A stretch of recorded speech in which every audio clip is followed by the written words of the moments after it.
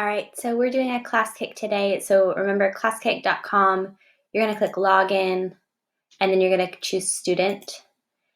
And from the student screen, it's going to ask you for a class code, but remember we don't have to use the class code because we have an actual pro account. So you're going to just click login and then continue with Google. This will automatically use your school Google account. Yours looks a little bit different because I'm a teacher, but you're going to find the assignment called 218, Understand and Write Inequalities. When you are working, so we're going to start off, this is technically a sixth grade topic because I need to make sure that we cover the sixth grade aspect of the inequalities before we get into the seventh grade aspect, which is solving them when they have two steps or more. So we're going to start off with the sixth grade basics. So first of all, we can write inequalities to describe mathematical or real world situations, but we're going to start off by identifying the symbols and the different information that we need while we're doing these. So draw the symbols below. I suggest using the highlighter tool because the highlighter tool is a little bit easier to use. You can always change it to black. It'll be kind of a gray color. Less than is this way. Greater than is this way.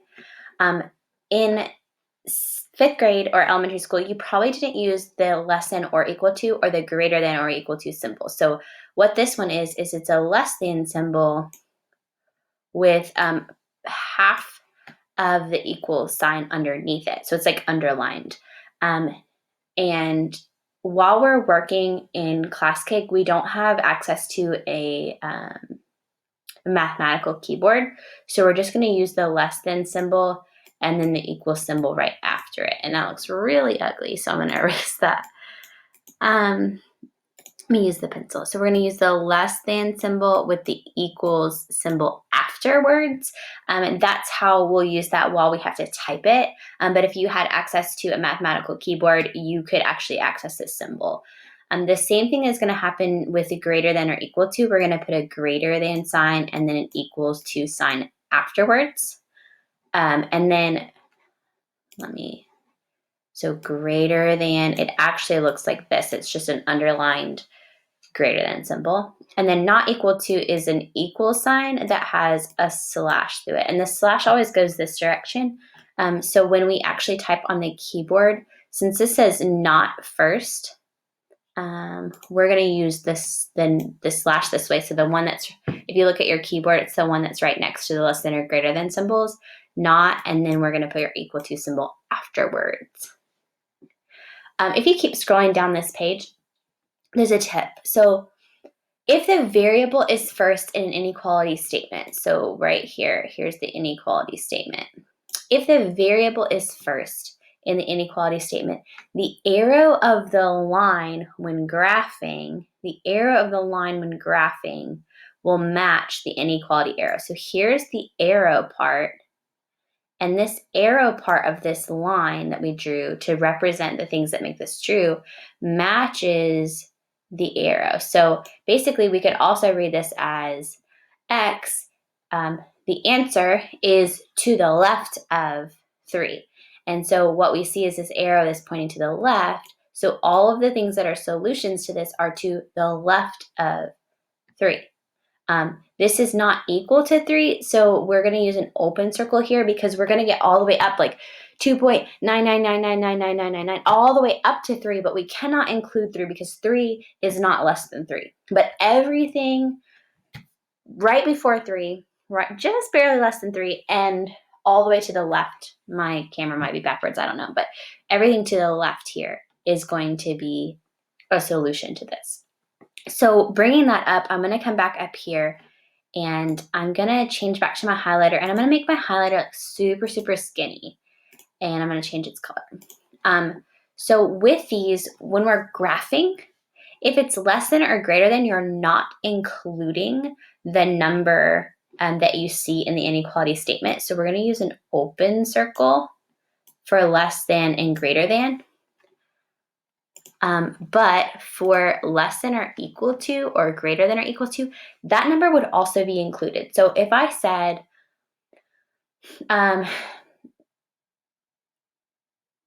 my son is less than or equal to 3 years old. He could be 3 years old. So we're going to use a closed circle for that. If it's greater than or equal to, I would say like my age is greater than or equal to 20. That means I could be 20, but I could be 21, 22, 35, 57, 183. So again, this one's going to be a closed circle because we're also including the number that we see in the inequality statement. It's also included. It's also could be equal to potentially. And then for not equal to, that one's kind of a little bit funny. So I'm going to change my color again and make it real skinny. Basically on the number line, we would have arrows going in both directions, but on that value that's in there. So if it's not equal, I'm not 30. So this could be, I could be anything less than 30. I could be anything greater than 30, but I cannot be 30. So basically you would have an open circle at the value that's seen in the inequality statement, but then you would have arrows going in both directions because everything else could be possible. So that's kind of what that one would look like as a graph. Something that's important, and that's what I kind of brought up in this, is if the variable is first. I'm going to teach you to go ahead and write statements where the variable is always the first mathematical symbol that comes in your inequality statement. I'm going to say don't put the number first because you can absolutely put the number first. But if we put the number first, we would have to say 3 is greater than x. And so to avoid confusion and to help me, because I'm a bit dyslexic and I'm not great at left and right, putting the variable first means that it's consistent. The arrows match in my inequality statements, and there's less I have to think about. So when you flip it and put the variable on the other side, you open up this whole other realm of possibilities for like what the answer could look like, because you're having to flip-flop it and you're putting the variable on the other side. And when you put the variable on the other side, then you also have to change the direction of the symbol, because the symbol would be a different statement. So it is true that 3 is greater than x, but when I put 3 is greater than x, it gets confusing because I like to match this symbol with this symbol. And if I flip-flop it and put the variable second, it doesn't match anymore. All right, slide 2. In slide 2, we have 2 directions. We're going to do 2 different things. So it says, using the highlight tool, plot 3 points on each number line that represent the situation. So we're going to read the situation and we're going to put 3 points on this. So using the highlight tool, we're going to put like little dots. And I said the highlight tool because it does a good job of helping us put like a dot on our graph. So it, like for this first one, it says the length of a piece of wire L, so L represents the variable, is longer than 20¼ feet. So it's longer than. So 20¼ we could split this kind of section up into 4s. So 20¼ it can't be 20¼ because it's longer than that. So it could be 21. Let me make a bigger one. Oops. It could be 21. It could be 22. It could be 24. So all of these are true. So using the highlight tool, plot 3 points. So on all 4 of these, you're going to plot 3 points. And then it says, then write the inequality that represents the situation. Use the variable given in the problem. So in Classkick, it'll count you wrong if you don't use the variable from the problem. So in A, you would use L. In B, you would use S. Then it says use the inequality symbols like this. So like I said in the first slide, we don't have access to a mathematical keyboard, so we're going to have to use the less than sign and then the equals after. So if you got to put them in this order, no spaces between anything. So in situation A, we would say L is greater than 21. What is 20 1/4? This is really hard to see, so I'm going to erase it. Boop. L is greater than 20 1/4. And you're going to obviously type that, but the only place where there's a space is between 20 and 1/4. Like everything else should be like right next to each other, or else it's going to think that you're wrong. So don't use spaces. The only one that has a space at all would be A, because you have this 20 and 1/4. I think that also allows you to put the decimal version. So 3 points. And then after you do your 3 points, you're going to write the inequality. Next slide. You have 2 steps in this one too. So first, translate the inequality. So first, we're going to take the words and we're going to make a statement. And then after you do that, you're going to graph it. So by graphing it, remember that you're going to use an open or closed circle. So if it's less than or greater than, you're going to use an open circle because we're not including it. If it's greater than or equal to or less than or equal to, you're going to use a closed circle because we're also going to include the value that is in the inequality statement.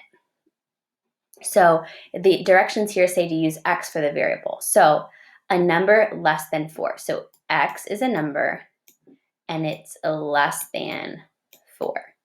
And I already kind of drew this over here. So we're going to use an open circle for this one because it's not equal to. So the directions say add at least 3 numbers to the number line. So I just start in the middle and I counted by 2s, 2, 4, 6. Doesn't matter how you do it.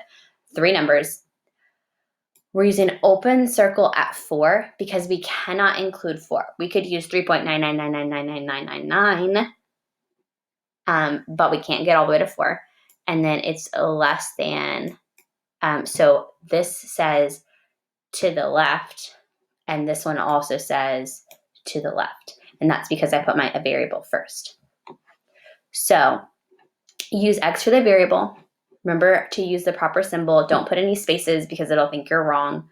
Then add at least 3 numbers to your number line, open or close circle, depending on your symbol, and then draw an arrow. And remember, an arrow has to have a little arrowhead. It has to point. It can't just be a line. It has to have a point to it to represent the situation. There's 5 of these.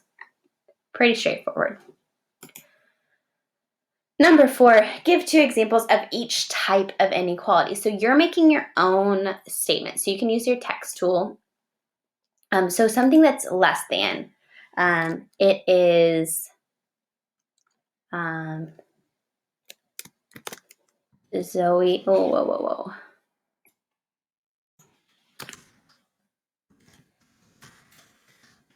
So something like that, Zoe is less than 13 years old. Think about less than or equal to. You might want to say things like at least, no more than, at most. You want to use kind of that vocabulary while you're doing this. So 2 of these for each. This is just the key concept idea from the math book. Slide 6 is your homework. Yes, you have to do T2 and T3. T1 is optional. Yeah, so the bonus task is totally optional. It's over, is it a solution? So it'll give you a number and you have to decide if it's a solution. So it's not necessarily what we covered today, but it's a topic that's helpful. Last page is a solve and discuss, which is just kind of like a challenge problem for you guys to think about. They only have $30 to spend on supplies, so there's an inequality. They can spend $30, but they can't spend $31 or $30.01 or $30.50. They can spend $29.99. They could spend $0. So this is an inequality situation, and then it says they need at least 1,000 craft sticks. So at least 1,000 is also another inequality for this. So there's 2 different constraints. What variables could you use to represent all the different items? Can you make inequalities to represent this? Like one inequality to represent the whole situation using variables? And then what are actually the possible solutions to this? You have to have 1,000 sticks and you have to spend $30 or less. So what can you buy? So that's the lesson for today. So